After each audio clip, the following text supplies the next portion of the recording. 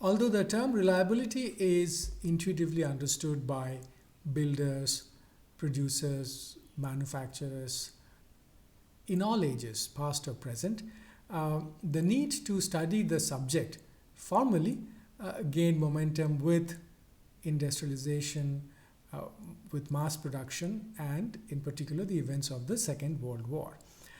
Because in older times, a high reliability could simply be achieved by over design. It would cost more, but in most instances, the owner did not mind so much. And because the pace of innovation was slow, lessons could be learned from failure. That started to change with the Industrial Revolution in the 18th and 19th centuries, and with the beginning of mass production, when many copies of the same item could be built or manufactured, failure data could be collected in good numbers.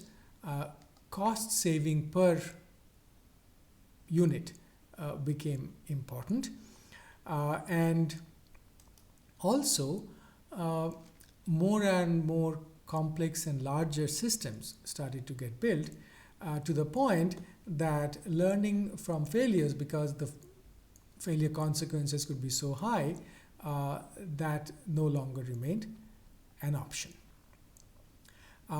In fact, we saw some of the hints of these issues when we discussed in the very beginning of this course some of the noted failures, the Ronan Point collapse, the comet crashes, some of the teething problems with the lithium-ion batteries. They all come under similar situations. Looking at the history of the subject, in the early parts of the 20th century, we do see the concepts of quality coming up more and more. Studies of fatigue life, of telephone equipment maintenance, which were known to be affected by randomness, by famous pioneers that we read about today. And that led to more formal studies during the Second World War, formal studies of quality, a formal understanding of system reliability as a series configuration, to the point of improving component reliability to improve series system reliability. Those were driven by the military industry.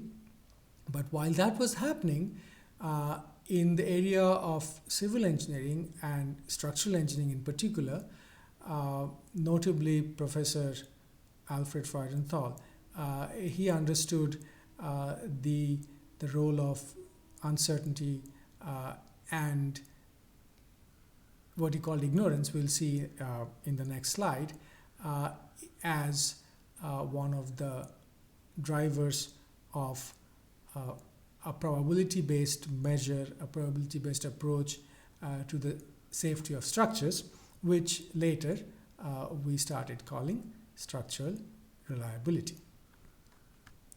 So after the war, the development of the subject continued to be driven by various stakeholders, notably the military, the aviation industry, and the electronic industry. In the 60s, we see tackling of more complex topics, which, as you see in the 50s, the exponential distribution was the standard for life distribution. That changed in the 60s. There were studies of dependence, association, advanced topics such as queuing theory in reliability, a much better understanding of systems reliability of various types of systems. And we see publications, the launch of the IEEE transactions on reliability and the MIL Handbook 217 in 1965. The subject continued to develop through the 1970s and beyond. The WASH 1400 study on reactor safety was a watershed event, and subsequently more modern concepts of total quality, Six Sigma based quality assurance, network reliability, software reliability, and human reliability, they are all now studied as part of theory of reliability.